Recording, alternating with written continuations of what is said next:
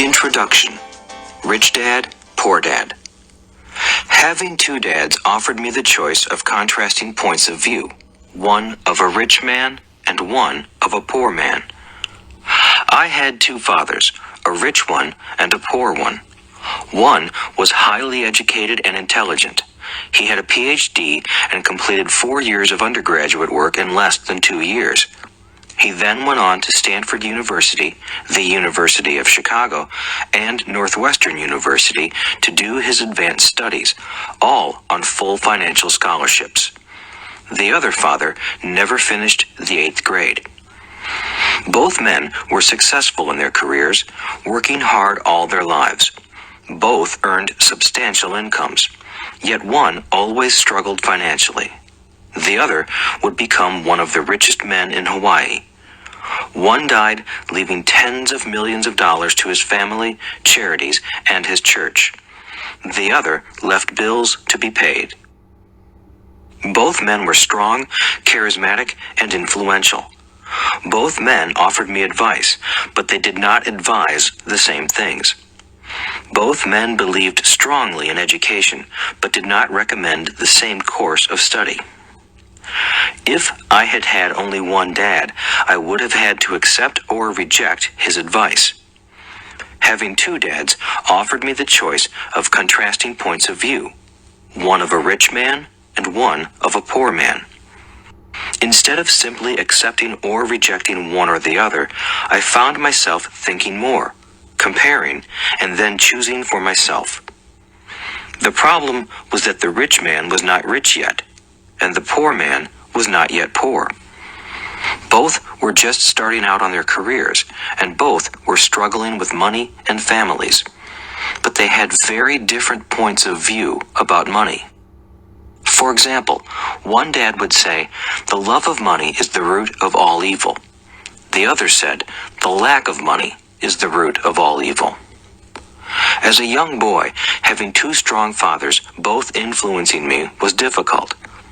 I wanted to be a good son and listen, but the two fathers did not say the same things. The contrast in their points of view, particularly about money, was so extreme that I grew curious and intrigued. I began to start thinking for long periods of time about what each was saying. Much of my private time was spent reflecting, asking myself questions such as, "Why does he say that?" and then asking the same question of the other dad's statement. It would have been much easier to simply say, "Yeah, he's right, I agree with that," or to simply reject the point of view by saying, "The old man doesn't know what he's talking about." Instead, having two dads whom I loved forced me to think and ultimately choose a way of thinking for myself. As a process, choosing for myself turned out to be much more valuable in the long run than simply accepting or rejecting a single point of view. One of the reasons the rich get richer, the poor get poorer, and the middle class struggles in debt is that the subject of money is taught at home, not in school.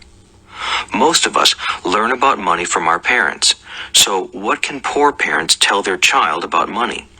They simply say, "Stay in school and study hard." The child may graduate with excellent grades, but with a poor person's financial programming and mindset. Sadly, money is not taught in schools. Schools focus on scholastic and professional skills, but not on financial skills. This explains how smart bankers, doctors, and accountants who earned excellent grades may struggle financially all of their lives.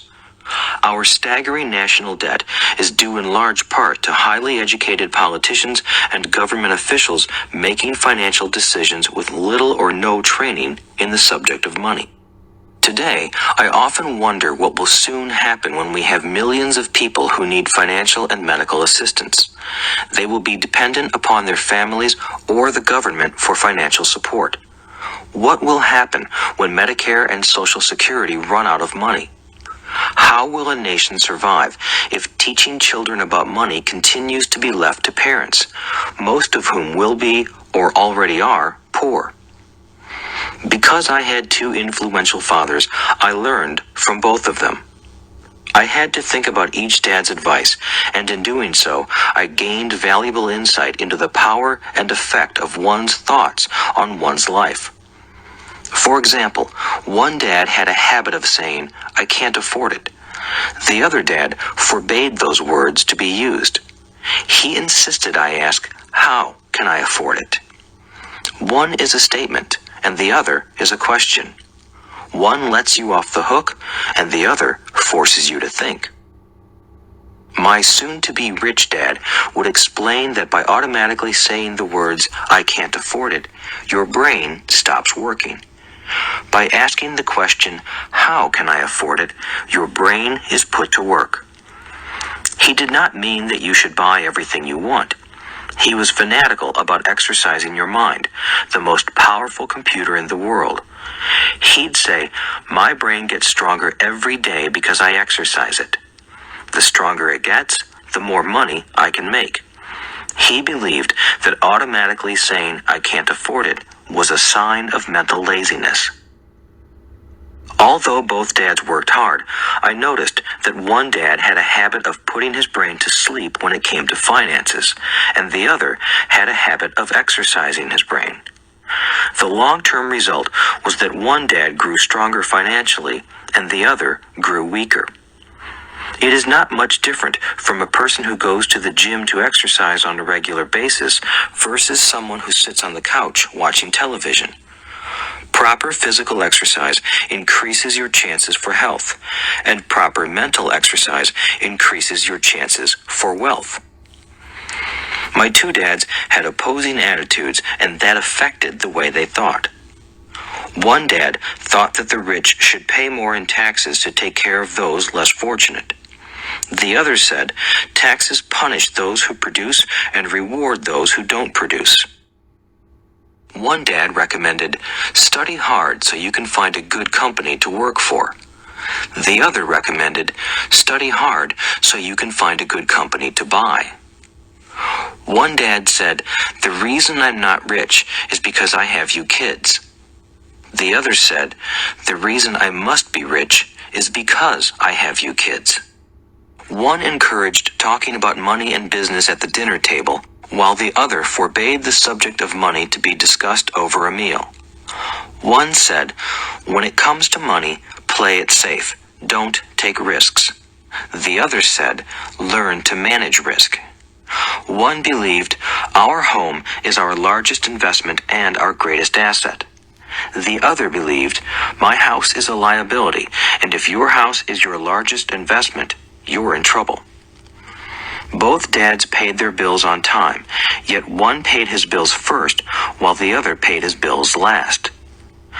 One dad believed in a company or the government taking care of you and your needs. He was always concerned about pay raises, retirement plans, medical benefits, sick leave, vacation days, and other perks. He was impressed with two of his uncles who joined the military and earned a retirement and entitlement package for life after 20 years of active service.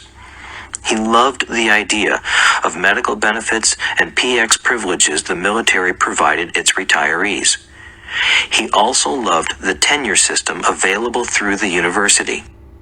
The idea of job protection for life and job benefits seemed more important at times than the job. He would often say, I've worked hard for the government and I'm entitled to these benefits. The other believed in total financial self-reliance. He spoke out against the entitlement mentality and how it created weak and financially needy people. He was emphatic about being financially competent. One dad struggled to save a few dollars. The other created investments. One dad taught me how to write an impressive resume so I could find a good job. The other taught me how to write strong business and financial plans so I could create jobs. Being a product of two strong dads allowed me the luxury of observing the effects different thoughts have on one's life. I noticed that people really do shape their lives through their thoughts. For example, my poor dad always said, I'll never be rich, and that prophecy became reality. My rich dad, on the other hand, always referred to himself as rich. He would say things like, "I'm a rich man and rich people don't do this." Even when he was flat broke after a major financial setback, he continued to refer to himself as a rich man.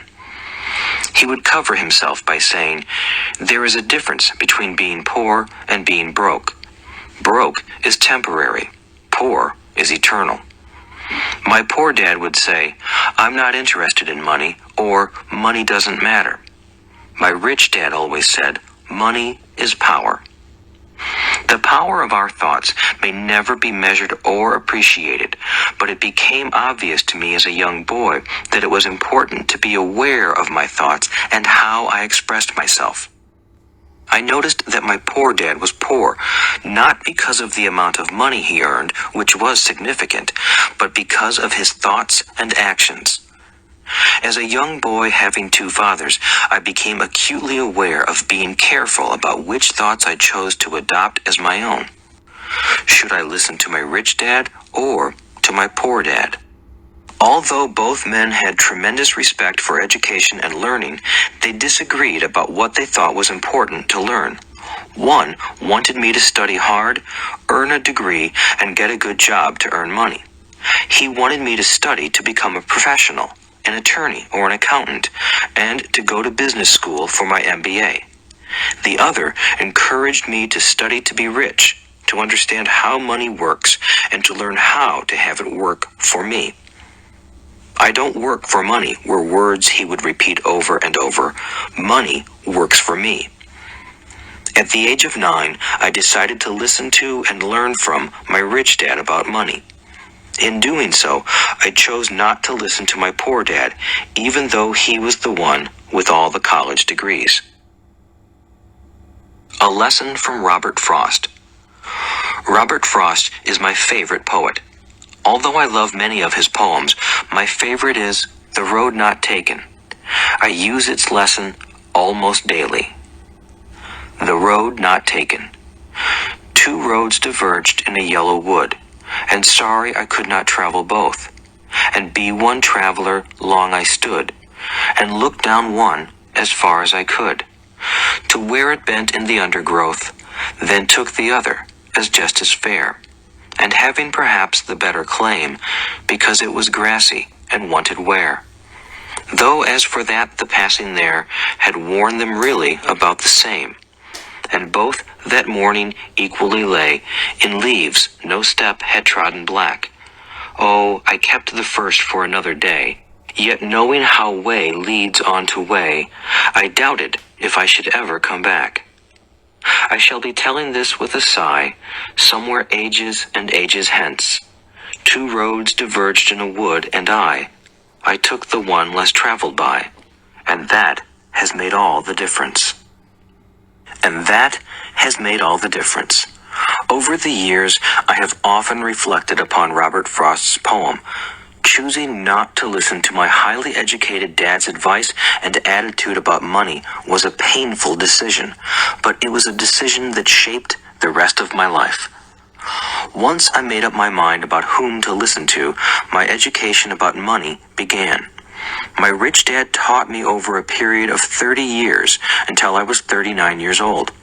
He stopped once he realized that I knew and fully understood what he had been trying to drum into my often thick skull. Money is one form of power, but what is more powerful is financial education. Money comes and goes, but if you have the education about how money works, you gain power over it and can begin building wealth. The reason positive thinking alone does not work is because most people went to school and never learned how money works, so they spend their lives working for money. Because I was only 9 years old when I started, the lessons my rich dad taught me were simple. And when it was all said and done, there were only 6 main lessons repeated over 30 years. This audiobook is about those 6 lessons, put as simply as possible, just as simply as my rich dad put forth those lessons to me. The lessons are meant not to be answers, but guideposts that will assist you and your children to grow wealthier no matter what happens in a world of increasing change and uncertainty.